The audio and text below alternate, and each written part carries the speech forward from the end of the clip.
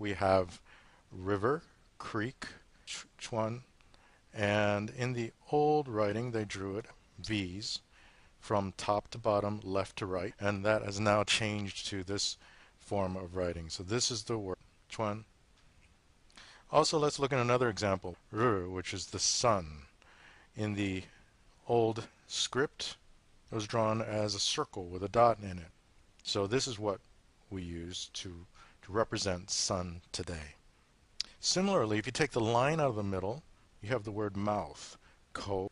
I'm showing it in red because mouth can represent the actual mouth, but it also can represent a person or breath or the whatever's behind or spoken language of that comes out of the mouth.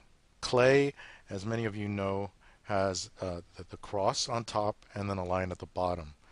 The cross is the number 10, and then when you are a person or you're a cross, you're standing on the ground. You basically have 10 toes that are dug into the soil, and that's a remember. Here's a child walking, learning how to walk, and one of the Chinese character component, also called radicals, is walking, shown like this, and you see this used in many characters on the left-hand side to the bottom whenever it's associated with walking. Now if we bring those three radicals together, we have clay, we have mouth, and we have walking. And if we add the final stroke at the top, which means alive, that's create, or zao. The Lord God formed the man from the dust of the ground and breathed into his nostrils the breath of life, and the man became a living being. Who is the secret person in the garden? We knew there was Adam and there was Eve. Who is that third person? And that was the serpent. And so if you look at the radical for secret, it's this character.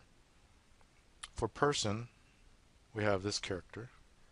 And for garden, we have this. And it looks like a garden. It looks like a field or where you would plant things. And that word, when you bring it all together, with a garden, with another stroke on top, which means alive. So you have a secret person in the garden that's alive, and that's the devil, as the crafty serpent. So let's move on further. What was the devil doing in the garden? The devil plus another radical, which is commonly seen throughout Chinese characters, which is tree. Tree, so the devil was in the tree, or the serpent was in the tree, and it was hidden. It was undercover. It was hidden away secretly, trying to, and if you put all those things together, secret man in the garden that was alive equals devil, plus trees plus cover equals tempter. So let's move on. Here's another word that I found very interesting about it. It's garden, or yan. Now garden is composed of clay and mouth. So it's representing the creation of Adam. And let's bring in the bottom two words. We have two strokes and another two strokes. Those in red represent a man. So we have a man with another man that's tilted on the side that could very fact represent, here God created Adam and then created the woman out of Adam, and within the enclosure, which is the garden. Now let's move to the Noah's Ark. So how many people were in the family of Noah? It quoted in 1 Peter 3:20, there were 8 souls that were saved. Noah and his sons, Shem, Ham, and Japheth, together with his wife and the wives of his 3 sons. So, total of 8.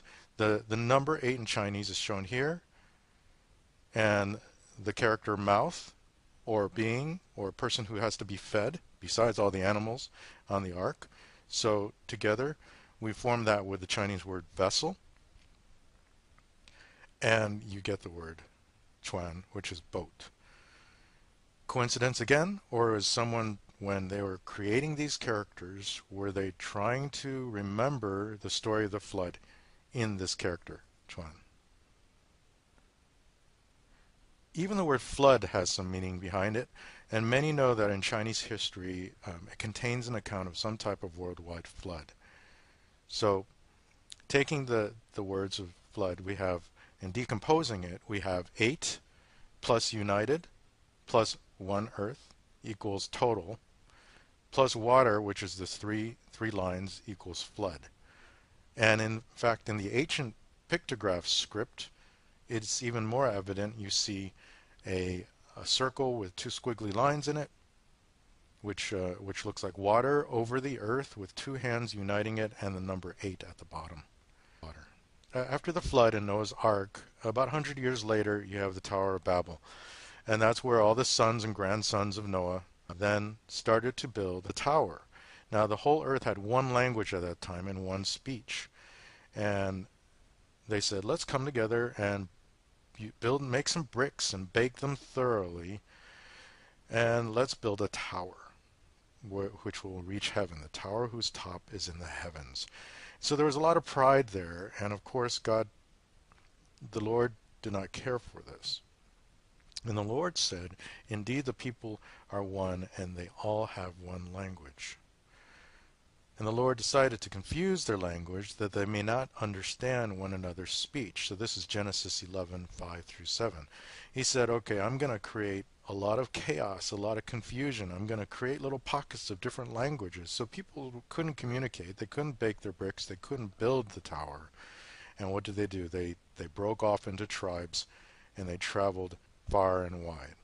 So let's look at the key ancient Chinese radicals for each of these components. We have bricks, which were made using grass and clay.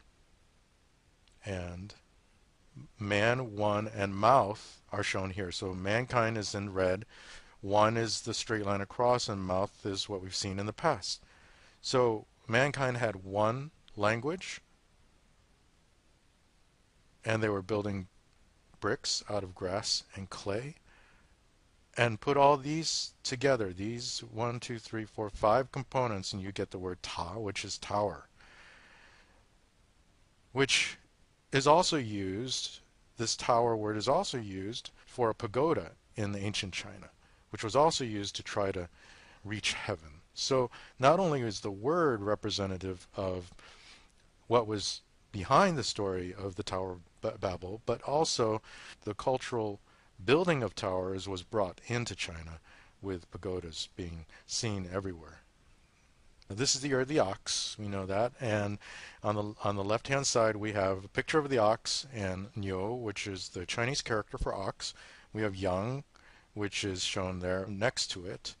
Look at this other radical component, which means sword, okay, in green on the right hand side.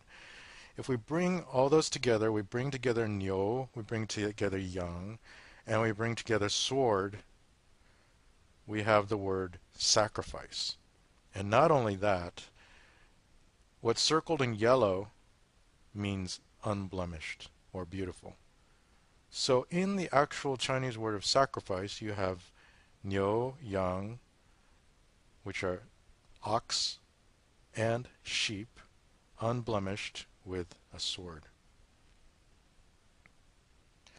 And we're going to look at Deuteronomy 17 in the Old Testament, which said, do not sacrifice to the Lord your God an ox or a sheep that has any defect or flaw in it, for that would be detestable. So again, is this coincidence, or were the old traditions of the Old Testament carried forward as the tribe moved into China? Now let's look at similar components, but add in the hand. So the hand is in fuchsia there, and we combine that with the sword. When I am holding a sword, I'm talking about me, and the two together is wo, which means me. That's very interesting, but now let's combine that with the previous word we just saw, which is sheep. So if we take sheep, Yang, with the hand, with the sword together, and put the sheep over me, or the lamb over me, that word becomes righteousness.